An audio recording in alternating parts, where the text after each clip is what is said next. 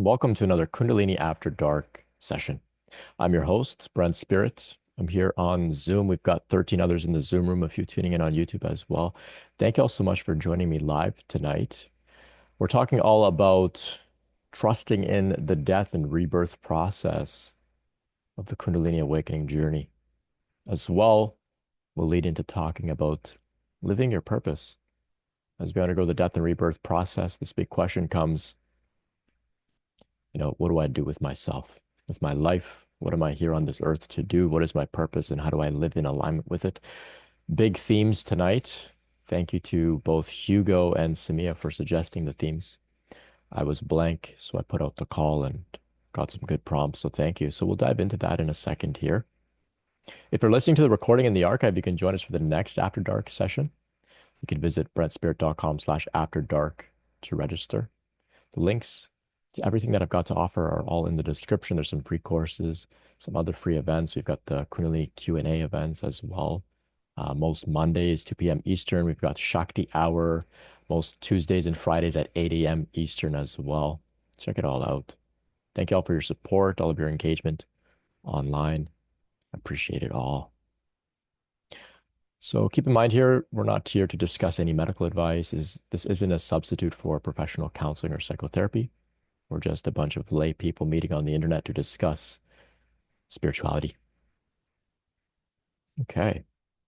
So a couple themes here, like I was mentioning, thanks to Hugo and Samia, this idea of death and rebirth, the resurrection.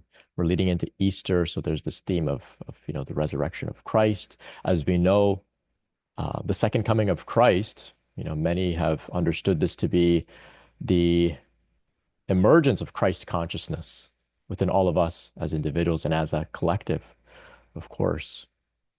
And so this is our, crucifixion, our death and rebirth transformational process that we're undergoing here.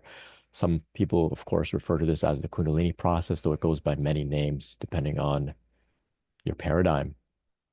So death and rebirth, of course, this process invites us to go through a death, right? Very intense. It's only natural that that's going to bring up some questions, some resistance, some reluctance, some fear, some doubt. Of course, we're wired for staying alive. So this idea of death, right? And so how do we cultivate some degree of trust in this process? Trust that it's going to be okay, that it's going to work out, and that this is a natural, beneficial process. So some themes came to me as I was contemplating this just a few minutes ago about how we can cultivate trust, right? And so for me, this has been a huge, huge part of my toolkit that, I would pull tools out of every now and then whenever doubt, fear, hesitation, resistance may have arisen in me, and it still continues to arise. So I still have this toolkit, and part of my toolkit is, meeting with you all here to remind myself as well. So in this toolkit, a few things to help to cultivate trust in this ongoing death and rebirth process. The first idea I have here is that I would contemplate the stories of others, to contemplate the stories of others, namely, the greats, right? The great masters, like for example, Christ, right? We contemplate the story of Christ, his death and rebirth, his death on the cross, the crucifixion, and what did that culminate into? A resurrection, into unity with God, oneness with God, a state of yoga, right? Story of the Buddha, right? The Buddha sat down, well, prior to becoming the Buddha, Siddhartha Gautama sat down under the Bodhi tree. Um, it wasn't a beautiful, peaceful experience for him. He said, I'll sit down. I'm not going to get up until I'm enlightened. All sorts of challenging things happened, right? He went through his abyss stage of the hero's journey. He went through his own version of the resurrection, right? Or the crucifixion, right? His own death and rebirth process under the Bodhi tree. So when he stood up, Siddhartha Gautama didn't stand up. It was the Buddha that stood up. Siddhartha Gautama, you could say, was dead, right? There was somebody new that emerged, the Buddha, right? So I contemplated those stories. And what I recognized was those weren't stories that I was meant to re revere as if it's of some other men. bow down to them. I recognize those are models for what I was going through and I'm continuing to go through and what we're all going through together. That's why those stories are there. They're maps, they're roadmaps. So I contemplate all of the stories of so many others that I recognized had attained, some very heightened states of being. And I put a lot of trust in their stories. And in the hero's journey in general, the hero's journey in general. And sometimes that extended over into movies as well, right? Movies, myths, legends. I recognize that I'm on my own hero's journey. I was trusting in the process, trusting in the hero's journey model. As well, trust in community, others that are going through this as well, right? If you're completely alone, it's very scary, very hard to trust that, this death is going to lead to a rebirth, right? Very hard, very scary. But we're here, there's about 20 of us here in the Zoom room, and we're joining from all around the world, but all going through the same process, right? And so you don't have to necessarily even engage with the community, this community or any other community for that matter. Just know that they're there. Just know that they're there. Other people are going through this. Other people are going through this, right? As well, this is something that I really encourage everyone to do is to make some sort of list either in your head or on paper of all of the benefits that you've gotten so far out of this process, big or small, anything awe-inspiring, anything just somewhat positive. Contemplate that. Contemplate that. If this was just death and decay and nothing good was coming out of it, perhaps some of the great experiences you may have had, you wouldn't have had, right?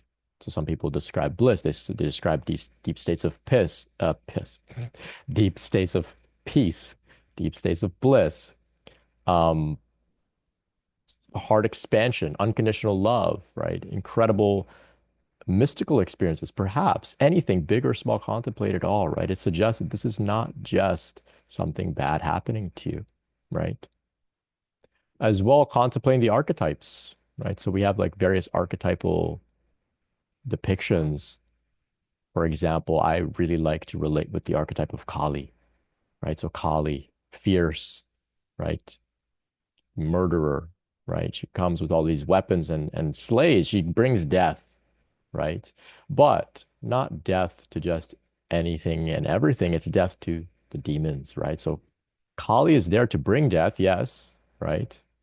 To the parts that no longer serve us, the parts of our shadow, right? Our pain, our karma, you could say, whatever it is. But we're contemplating even the relationship with these great, fierce deities, right? Trusting in nature as well. Mother Nature, Kundalini Shakti, the Divine Mother, is the same thing, right? We see the same cycles in nature of death and rebirth. Same cycles, right? It's necessary. It's necessary. Winter has to come after autumn to make way for spring, right? Easter time now. This is the process, and it's what is unfolding within us as well.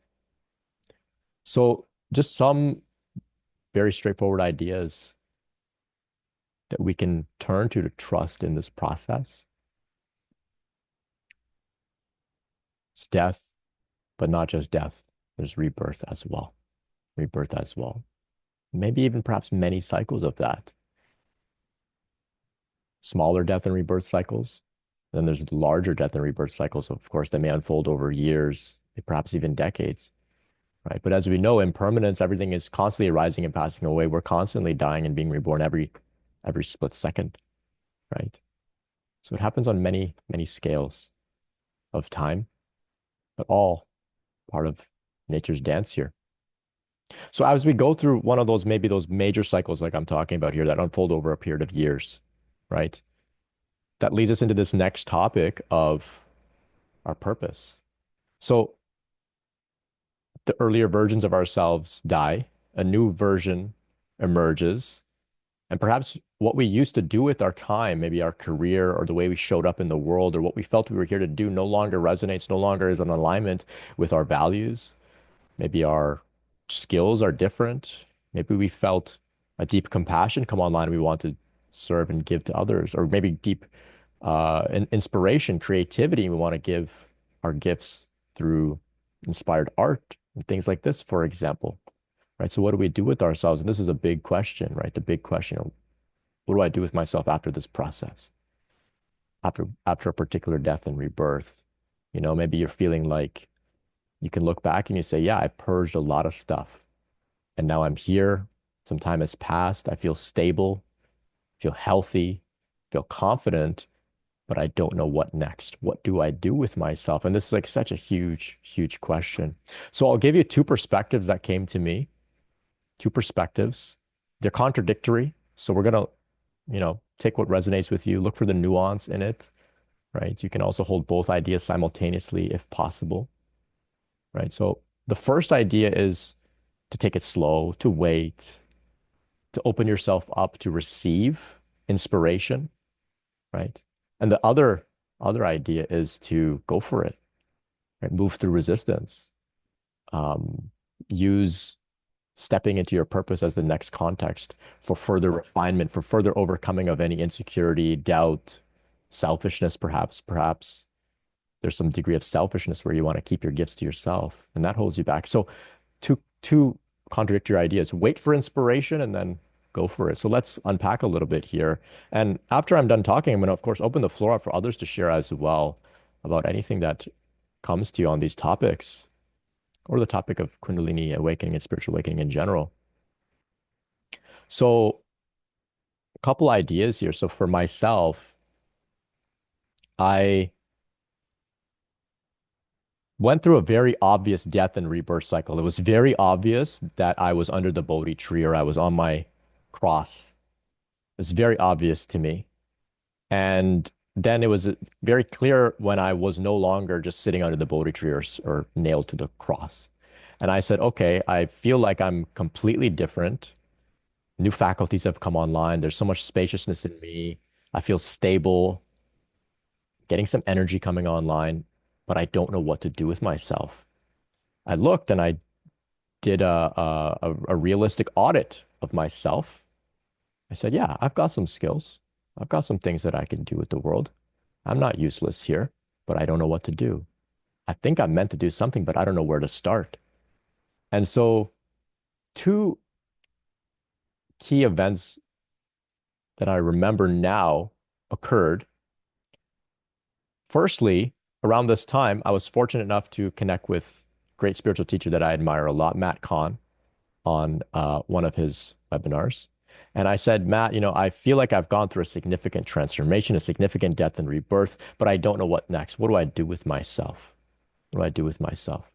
Because Matt was, and he continues to do just this really great work, right? He's writing all these books, he's doing all sorts of things, giving talks and documentaries and things. And I said, that's so inspiring, but I don't know where to start.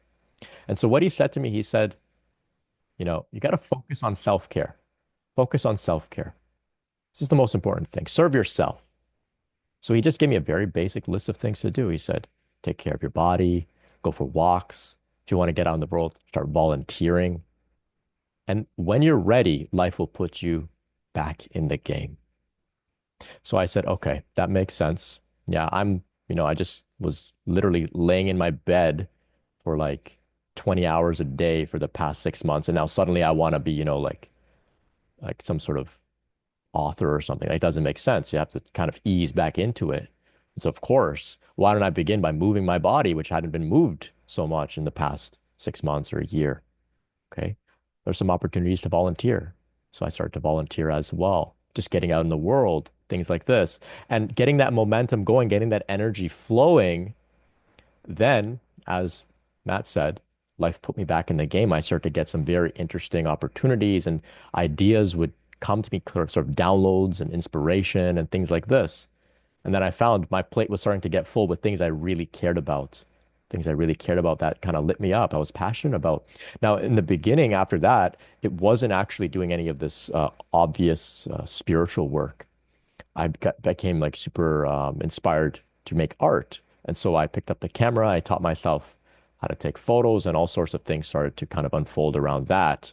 And I felt really in the flow, really aligned. It was putting me into deep states of meditation. It was opening me up to receive like inspiration. Quite literally, I would be channeling with my camera. I would just something would say, okay, like pull me up to look in this way and to pick this particular aperture or whatever and take the photo. And I would come home and I would look at the photos and I don't even remember taking the photos. It was like I was in a trance. It was like I was in a trance. And similar to what kind of happens to me when I start speaking here, right? I just kind of go into a sort of state and some words just come out.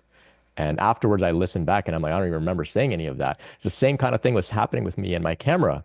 And so my nervous system was kind of getting adjusted to entering into these types of states.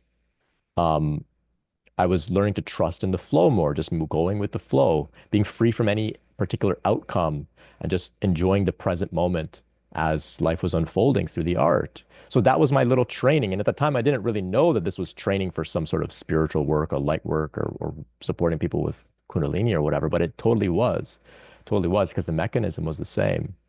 And so that's one thing that was taking place for me. At another point, another event took place where I recognized, photography is great, but this can't be it. This can't be it for me. I just, like I said, I can admit, I felt like I've got some skills, some gifts, some things to give the world.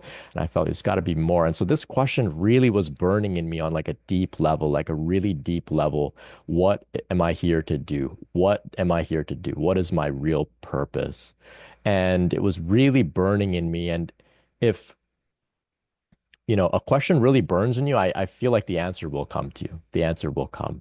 And so at this time, I had a dream where I found myself in this really beautiful sort of cathedral church type building. And there were a bunch of great, really radiant, what I could understand as like spiritual masters, all sitting in the pews, all looking very different, all different races, all dressed very differently. Really cool scene. And then I'm met with a man who I look back now, I recognize this was Jesus. And I recognize Jesus and I say, Jesus, I just have one question. And I beg him. I said, tell me what to do with my life. Like, what am I supposed to do? Like, I'm really like on my knees begging him, begging him. And all he says to me is, your destiny is written on your soul. And then I woke up. And he didn't tell me what I'm supposed to do, but he told me that my destiny is written on my soul. And so the way I understood this was I can't get it wrong. I can't get it wrong. Whatever I'm meant to do here, I'm destined to do. So I will get it done. It will happen. This is my destiny. So I don't need to go out and look for it and search for it and stress about it. If it's meant to happen, it will happen. And he said, it's written on your soul already. It's already written like a script, not out there somewhere in the sky where I had to go out and find it, make that into another mission to go out and find out where my destiny is. So it's already inside you. It's written on your soul.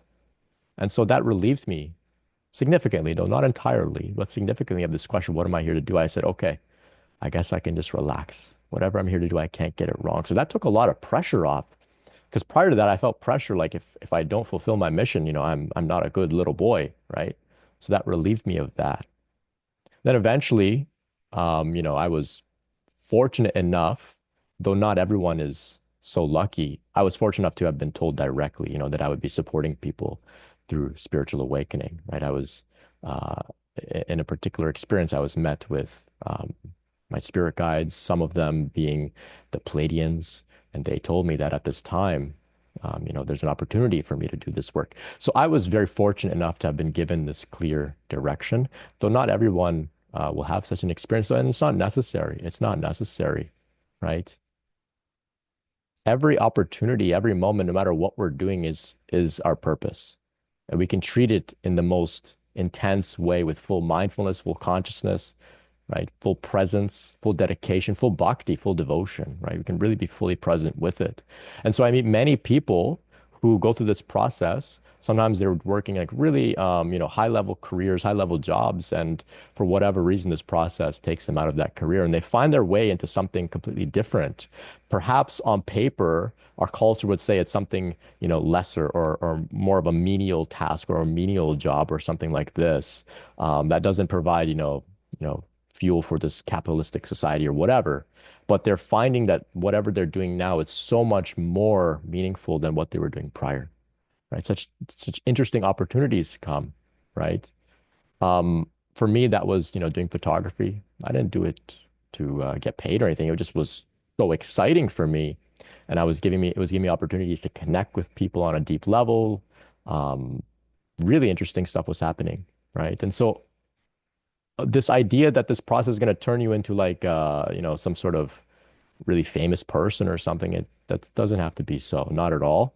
Um, there's so many people that are going through this, and we need people in every industry, in every walk of life, every level of, the career ladder or whatever. We need people with open hearts that have been through some really intense spiritual transformation to meet the other people that are there as well, right?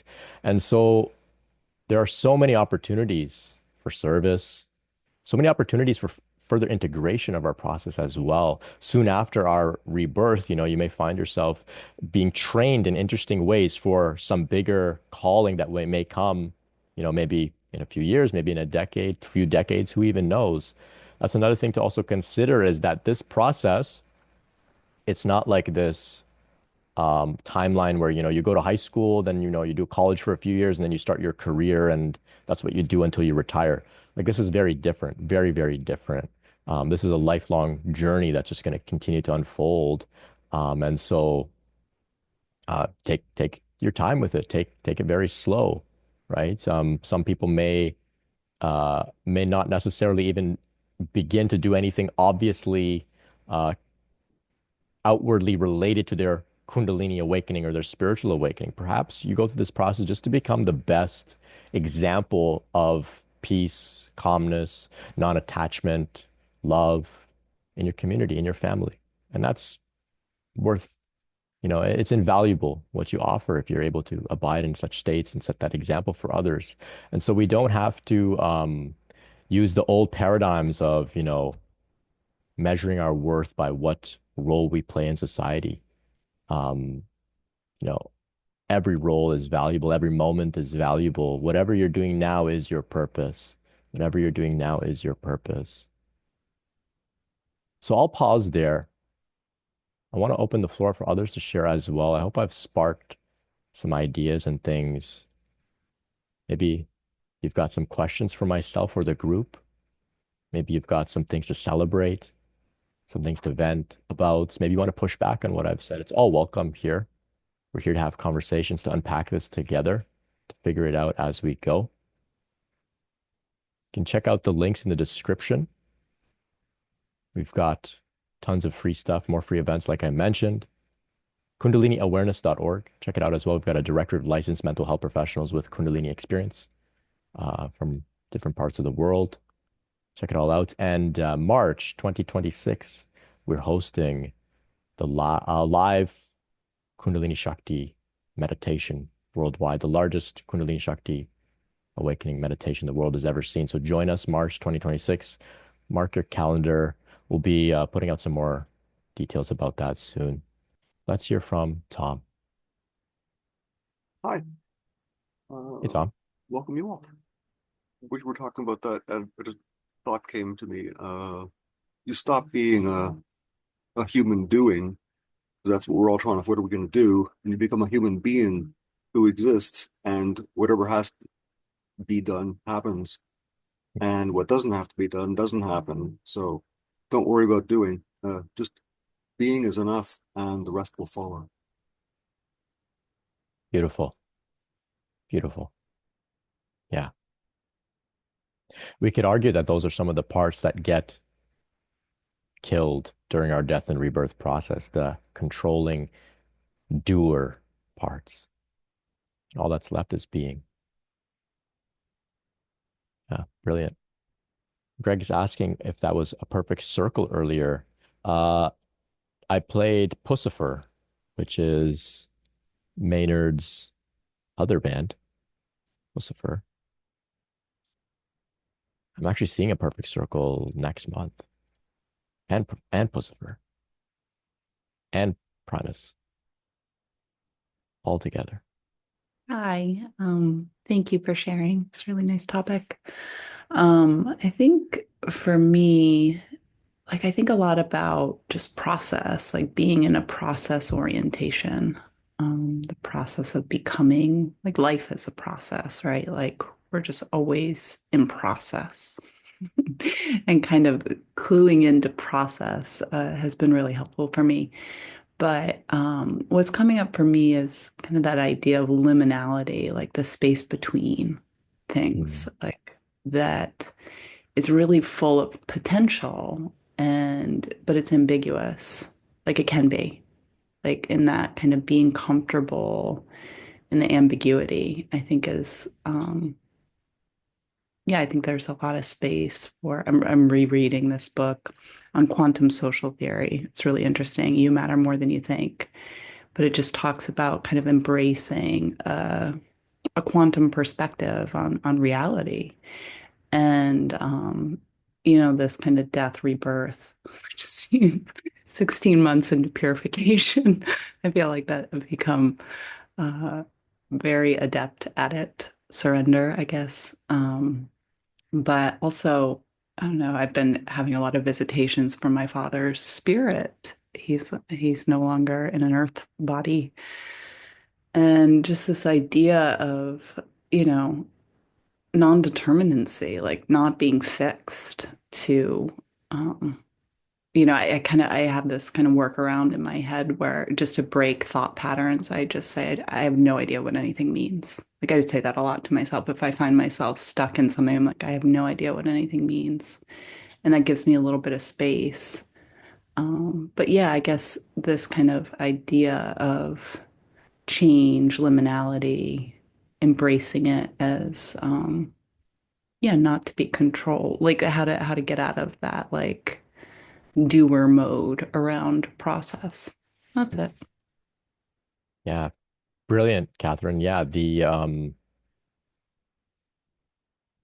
rather than feeling it has to be one or the other, because I think the quantum perspective is that it can be both, say, a particle and a wave simultaneously. Is that sort of what you're getting at here? Yeah, that it de depends on perspective. Like, so it's a quantum wave, and what determines it is the measurement, right? Mm. And so this would, yeah, yeah. I mean, I grasp a lot of it, but it's hard to articulate some of it. But yeah, and this idea um, that we're all entangled, right? Like that there's so much more complexity and elegance to kind of how this, a quantum reality operates. And really at the basis of it is that consciousness is fundamental, right? Like consciousness is the key component to work with. And that, I mean, that kind of goes in with a lot of spiritual teachings, like be here now, right? Or power of now, right? Like that it's really that's the focus to stay anchored to, like, as opposed to kind of this elusive, illusionary concept of what's happening in the world. Really, like it's just I ask myself a lot, is this all a dream? Is this all a dream? I don't know. Probably. Are my dreams real? Maybe they're more real. I don't know. Mm. We're on a rock in the middle of outer space. Like I like that cosmic humility, I guess. Like, just like I yeah, and thought experiments I think are helpful for me. So Mm. Yeah, thank you for those reminders of the truth that yeah, we are just on some rock flying through space. Nobody really knows what's going on here. maybe we're the extraterrestrials. Yeah. Yeah. Yeah, thank you. The liminal, is that the word? Luminal space. Yeah, getting comfortable with being there as well. I think that may be the secret. That maybe that to me at least is where the flow is. Because when you're in the flow, you don't even know you're in flow. It's just happening. Even the knowing, the thought, the logical interpretation of what's happening is out the window. You're just fully in it, fully in it. Yeah, thanks, Catherine.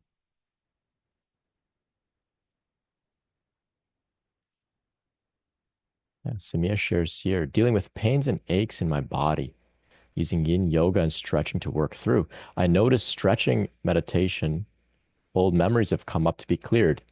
In every part of the body, it's stiffness and pain seems to be a memory, trauma, etc. It's wild. Yeah, Yeah, of course. As we know, the body keeps the score. We stretch, we open, have emotional releases and things. I was talking to a massage therapist about whether some people have emotional releases during massage, and she said, yeah, but it's not too common. But some people definitely, definitely. Let's hear from Deborah. Regarding having physical pain or different kinds of uncomfortable sensations while doing yoga, that's something I'm very familiar with in my own personal experience. But also, it's something that's not really part of yoga training in general, which I think is a real missed opportunity. I've seen some very difficult reactions from other students in class when these sorts of things arise. And sometimes it makes the person that's going through it feel shame. So yeah, I wanted to just affirm your experience there. Yeah. Yeah, thank you, Deborah. Yeah, nothing to be ashamed about. And I guess it's a real shame that when people do actually experience the true benefits of these practices, they're, not met with welcoming, warm understanding. It's just rather unfortunate. Yeah. I just realized that I was meaning to touch on one more point referring to our purpose. So I said that was going to share two contradictory points. One, to wait, open ourselves up to invitation and inspiration. I think I touched on that. The other one was to find the more masculine, courageous, bold approach, which is to push through any insecurity, doubt, resistance, right? Um, so sometimes it's not that we don't know what to do, which is holding us back. It's actually, we know what to do. We're just scared, right? We're just scared. What will people think? It's not yet the right time. I've got to be perfect before I start.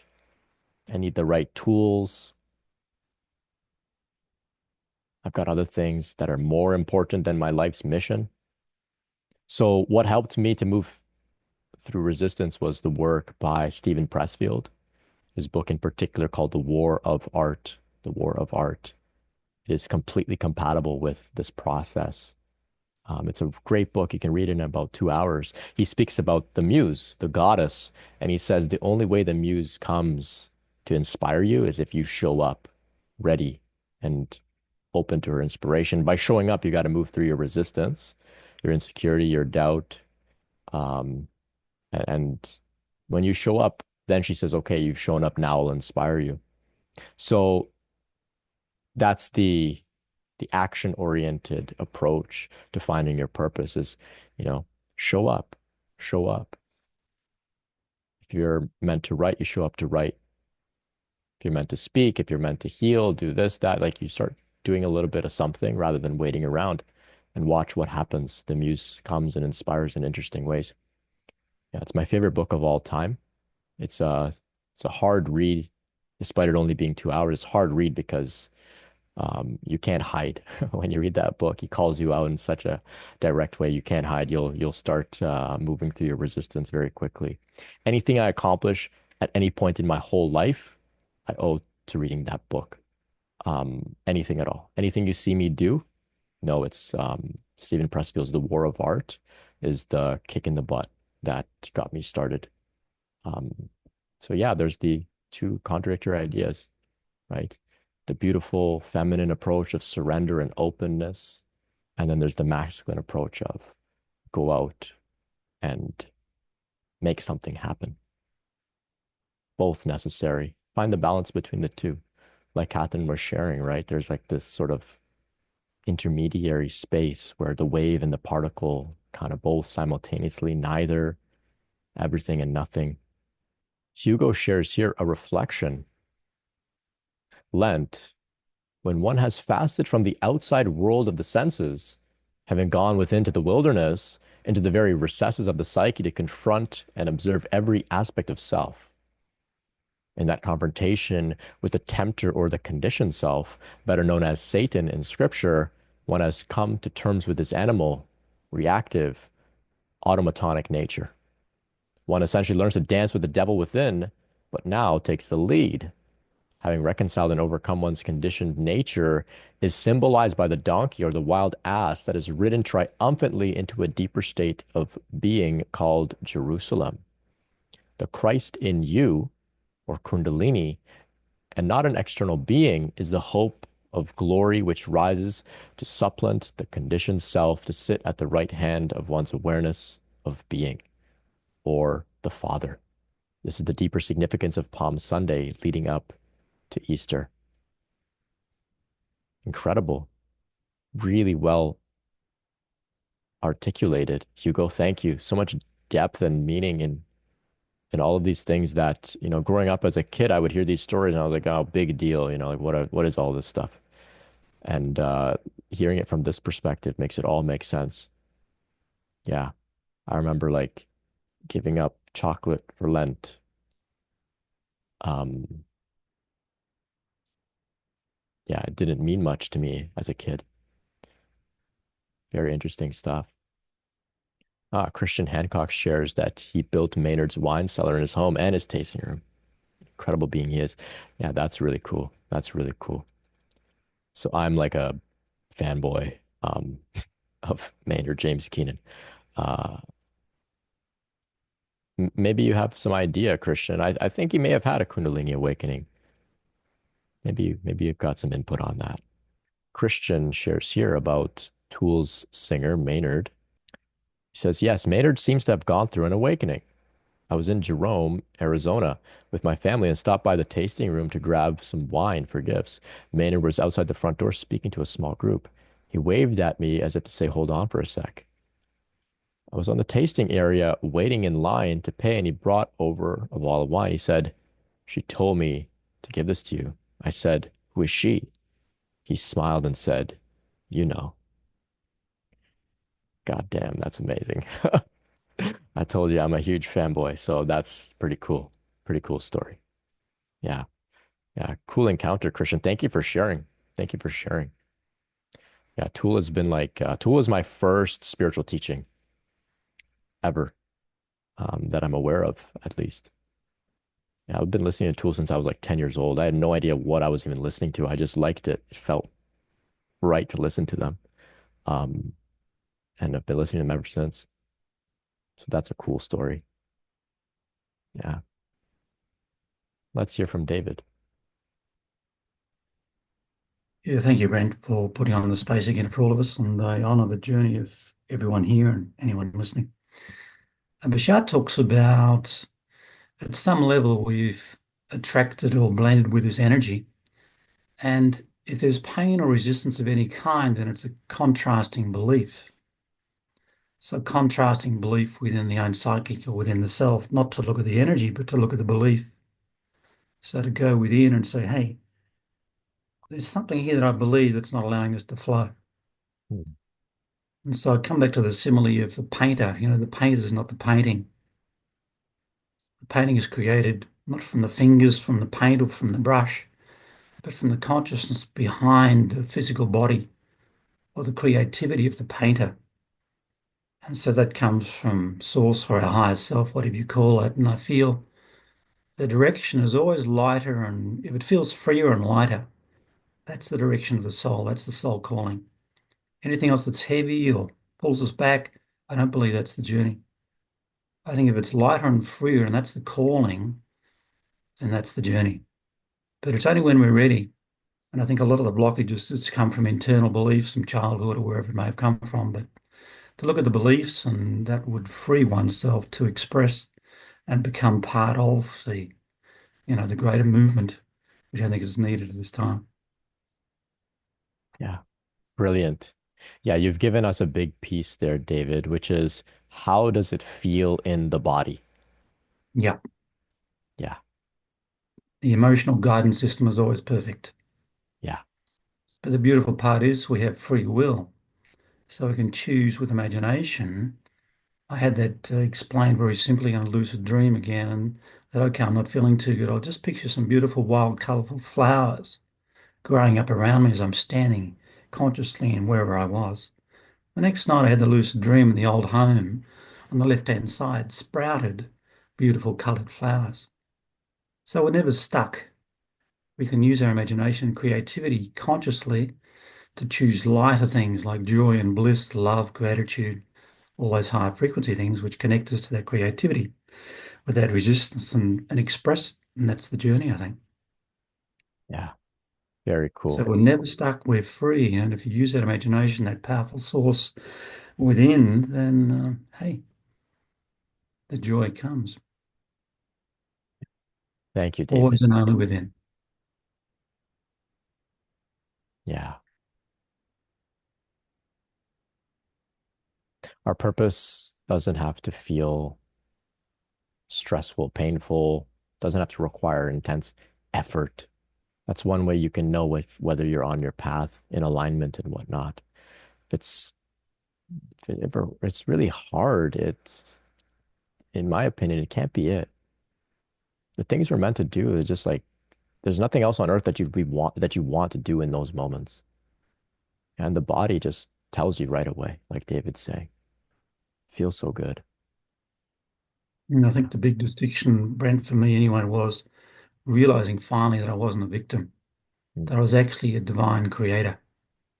We're all Yeah. creators, and if we use that source behind us, our higher self, and picture what we want with powerful emotion behind it, with gratitude, then life changes Mm. because we're in charge. We're grabbing hold of the steering wheel of the bus rather than bouncing around in the back seat.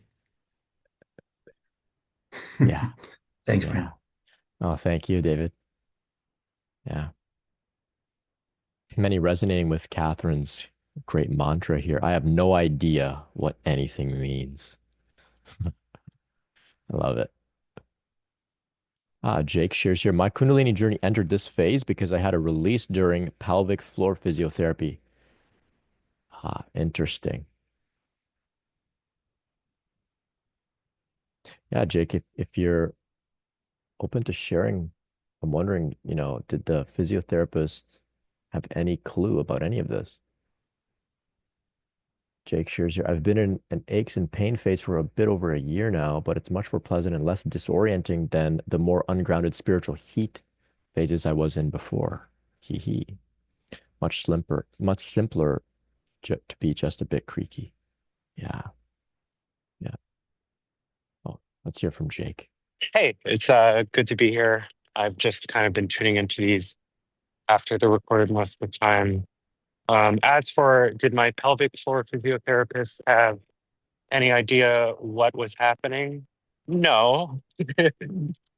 But she had a client or two had some sort of traumatic revelation.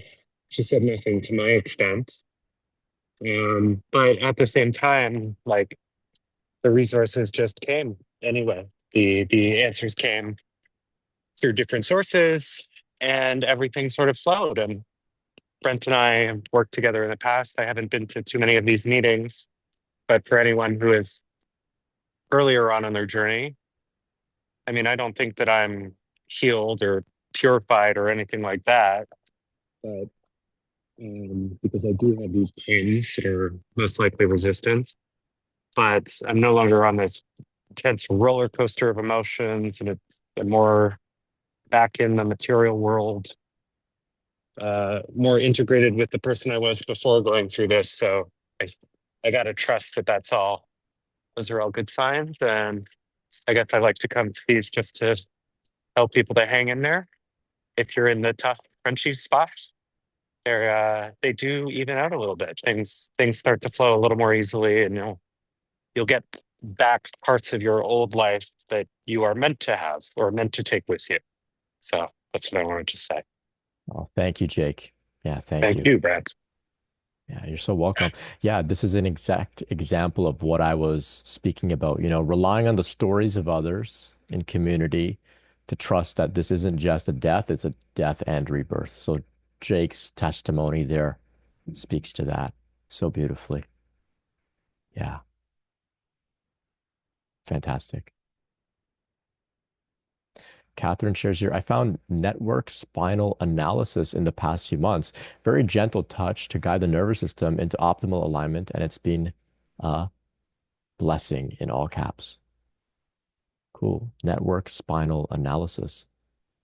Yeah, I just wanted to elaborate just a teeny bit. It's a form of chiropractic care. So it's people that are really knowledgeable about the whole nervous system and the spinal system. But essentially, it's also called network spinal entrainment. But your nervous system guides their adjustments, and basically they just help organize your flow base. So it's wild. Like it's like super gentle touch and my whole body will just sink into alignment. I would go every Mm. day if I could afford it. It's powerful. But yeah, it's chiropractic care, so very trained. And interestingly, when I went for my intake, I told them that I was in a Kundalini awakening, and they asked, "How did you get there?" So, it's a welcoming space, because not all places, and I think that's been so because it's such an intense um, journey just to have medical or helping professions take it seriously and understand how profound it is. Um, because I don't share with everyone, but particularly with medical help, it's just nice to have people that value how sacred it is, I guess. So, Yeah, thank you for sharing that. Thank you. I haven't heard about this. I've heard about something called spinal energetics, perhaps similar stuff. But yeah, thank you for sharing this. I'm sure that somebody out there listening may find that they'll get some help in some way or another, even just some validation to know that, hey, there are people who recognize that I haven't gone crazy. That's worth its weight in gold, I guess. Yeah. Naima shares here, I'm currently at the stage where having the burning desire to find fulfillment in my daily work. I have the vision, I know what's next, but I'm struggling with hopping in. My current job is exciting and I'm good at it, but it's draining. I don't have much energy left to put into what I know fulfills me. And Davina's sharing here. Maybe you're being guided first into a period of rest. Yeah. Yeah, rest. For me, I felt the same way. I was tired, but I felt guilty for resting, right? Because our culture, I've been conditioned to feel guilty for resting and not going out and making things happen. But I was so tired from this whole thing. And a few different things helped me. One was just being told directly inwards to rest without guilt. Over and over, I would hear this voice of the Divine Mother, rest without guilt and don't worry, rest without guilt and don't worry. That helped. But also like taking a step back and acknowledging if we've been going through such a process for lifetimes, right? Perhaps previous lifetimes you spent tons of time preparing, doing spiritual work. Now you come to this point where we're at like a very significant point on the planet, right? We're at this, ascension point that all of this work from previous lifetimes may have culminated into this time on our planet here in this lifetime. Okay, let's just take a little bit of time to rest. Like we've done so much work, so much work. What's a little bit of rest, right? Whether that's a month, few months, few years, even like hell, it wouldn't even surprise me if some people took entire lifetimes to just rest from the lifetimes of work they've done previously. So it makes sense. Rest. I like the saying, slow is smooth and smooth is fast, right? If you rush, get burned out, you won't do your best work and things. Tom asks a question here, my life's purpose. Will I be disappointed by what I learn? Yeah, in my opinion, no, not at all. I think our life's purpose is so in alignment with our system that it just, feels so right. It makes perfect sense. There may be some fear or some insecurity or some doubt of, whoa, am I really being invited to do that? That's poor little me is going to do something like that. Whoa. But disappointment, No, maybe some fear, sure. Some fear to work through, but disappointment, I don't think so. I don't think so. Whatever we're put on this earth to do, like it feels right. Like David was saying, our body just says, hey, this is the way. Catherine shares a book here. Cute Blackson's The Magic of Surrender is amazing, and he shares a system of identifying how we lie to ourselves with the means to get free. Cool. Yeah. So Naeem is sharing here. She might be feeling that she needs to be perfect before she begins. Yeah. So the war of art squashes this idea really well. Christian asks here, are there others that have spent years evolving and growing, but you feel like you cannot speak of it to your family as it freaks them out? So much to keep within. Yeah. Yeah, you're not alone. I'm one of those people. That's why I kind of created this so I could talk to somebody. It took me a while to eventually make peace with it and recognize, like, of course, these people are going to get freaked out. How can they understand? Prior to me going through any of this, if you talked to me about it, I would have got freaked out too. So, but we don't have to keep it all within. We're so blessed with so many opportunities to share, so many opportunities to share, right? With the internet, you don't have to keep it all within. Yeah, on the topic of sharing, Davina shares here, I struggle with feeling that if I cannot share this, then I can't be seen truly by those I love and family or truly known. I think I will come to see this isn't truth. Jake shares here, there was a time I felt more alienated from my friends and loved ones because of the pressure of this process. But now I find it easier to share with others with discernment. You just wait until the right moment when others need help and share your perspective without being didactic. Yeah, that's a great approach. It's a great approach. Yeah. Yeah. This idea of being truly known by others, I don't I don't know if that's truly possible, to be honest. It would be really nice. At least I think I'm working on it, making peace with like nobody will ever really know what I feel, what I think, what I've experienced, the depth, my perspective. Like, they'll never really know. And how can they, right? There'll always be some degree of their own bias or limitations or inability to relate or empathize or whatever, right? And that's fine. I can never fully truly know another person's experience. Maybe we have to grieve the loss of that. It's a certain degree of my journey is special and it's just for me. Naima shares here, just a quick share. Today I was overflown with emotion about how beautiful everyone is. All people, no matter what they've done or who they are, and how grateful I am to experience people and how grateful I am to see the beauty in all people. No one is all good and no one is all bad. I'm just happy to be able to see the beauty in all people. Oh, that's so beautiful. Yeah. Yeah. Thank you for sharing that. Yeah. So when I was talking about like the benefits of this process, right? These are the things I'm talking about, right? If this was all just bad, just things going wrong, if this was some sort of curse, like you wouldn't have these beautiful moments, beautiful insights and shifts in perspective. EE shares here that they're scared, having nutty dreams, feeling the urge to throw up.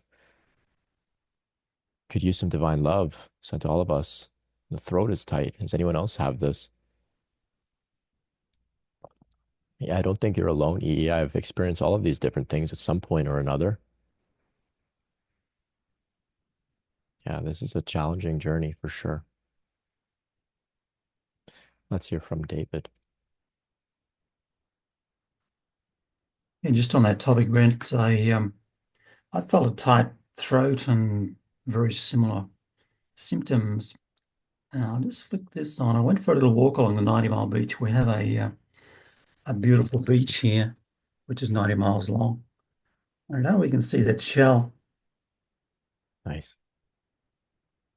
And it said, at any time we can push away the darkness into the light. So Nice. understanding we're awareness, that everything's created from that in singular form. You know, if you listen to NDEs or OBEs, people are still conscious after the body dies. So there's nothing to fear because we're eternal. This is just a play of consciousness. So as we play with consciousness and push away the darkness into the light, which we're capable of doing at any time, like the flowers, it's just removing a filter, which is not serving. So everything's just a filter from consciousness.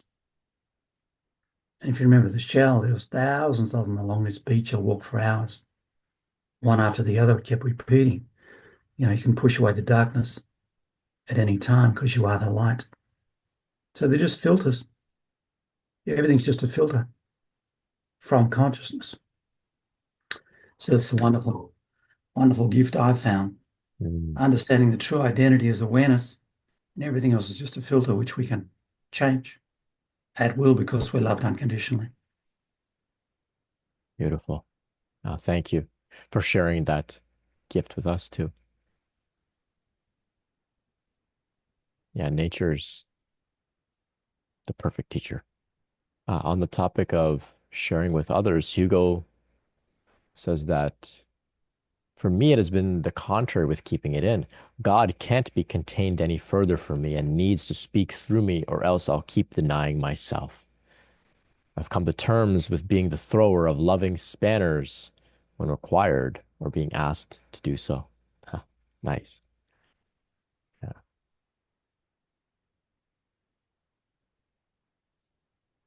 Yeah.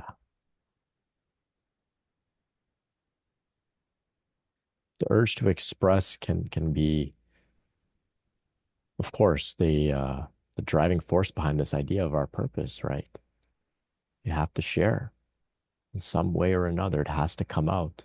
On the topic of moving into our purpose, Tom shares here the masculine attempt is the knight who rides out on a quest and enters the forest at its darkest spot. Yeah, that's badass. Yeah. So thank you all so much for joining tonight.